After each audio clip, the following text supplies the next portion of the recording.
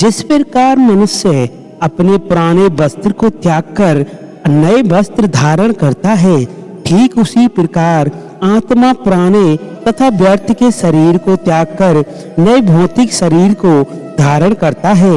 प्रत्येक व्यक्ति इस भौतिक शरीर रूपी रथ पर आरूढ़ है और बुद्धि इसका सारथी है, ये मन इसका लगाम है तथा इंद्रियां घोड़े हैं। इस प्रकार मन तथा इंद्रियों की संगति से यह आत्मा सुख या दुख भोगता है। मृत्यु के समय जीव द्वारा विकसित की गई चेतना उसे दूसरे शरीर में ले जा सकती है। कौन क्या कर रहा है, कैसे कर रहा है और क्यों कर रहा है, इन सब पे आप जितना दूर रहेंगे उतना ही आप खुश रहेंगे। समझदार व्यक्ति जब संबंध निभाकर बंद कर देता है तो समझ लेना उसके आत्मसम्मान को कहीं न कहीं ठेस पहुंची है। अहंकार, घमंड, क्रोध और निठुरता से ये अज्ञान से उत्पन्न हुए असुरी प्रकृति के लोगों के भ्रूण हैं। इनका त्याग करना ही हमें अच्छा इंसान बनना बताता है। मोह उसी को करो जिस पर आपका अधिकार है, जिस पर आपका अधिकार नहीं है उसका मोह भी नहीं करना चाहिए।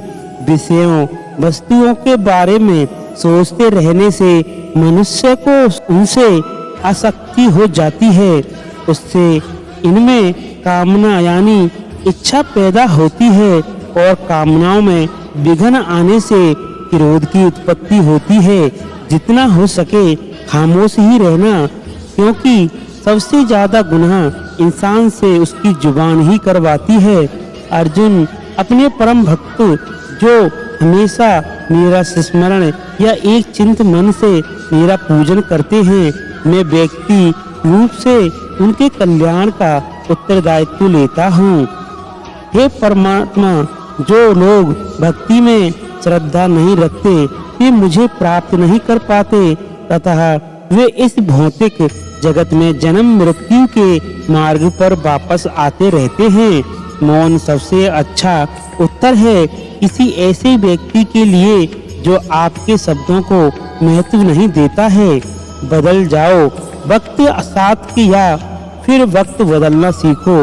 मजबूरियों को मत कोसो, हर हाल में चलना सीखो। किसी काम की चिंता करना ठीक है, पर चिंता इतनी भी नहीं होनी चाहिए कि वह काम ही बिगड़ जाए। अच्छी नीयत से किया गया काम कभी व्यर्थ नहीं जाता और इसका फल आपको जरूर मिलता है। मैं किसी को भाग्य नहीं बनाता, हर कोई अपना भाग्य खुद बनाता है।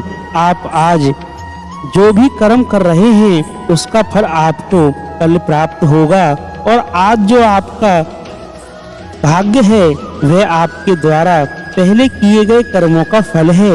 मनुष्य नहीं, उसके कर्म अच्छे या बुरे होते हैं और जैसे मनुष्य के कर्म होते हैं उसे वैसा ही फल प्राप्त होता है।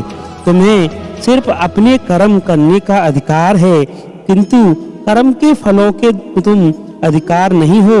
तुम ना तो कभी अपने आप को अपने कर्मों के फलों का कारण मानो, ना ही कर्म ना ही करने में कभी आसक्त हो जाओ।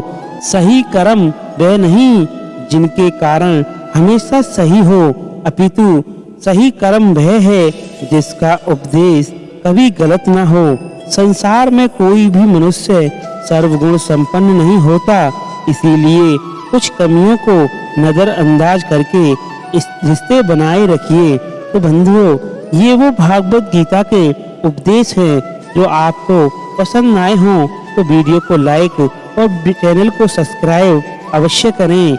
जय श्री राधे, जय श्री कृष्ण।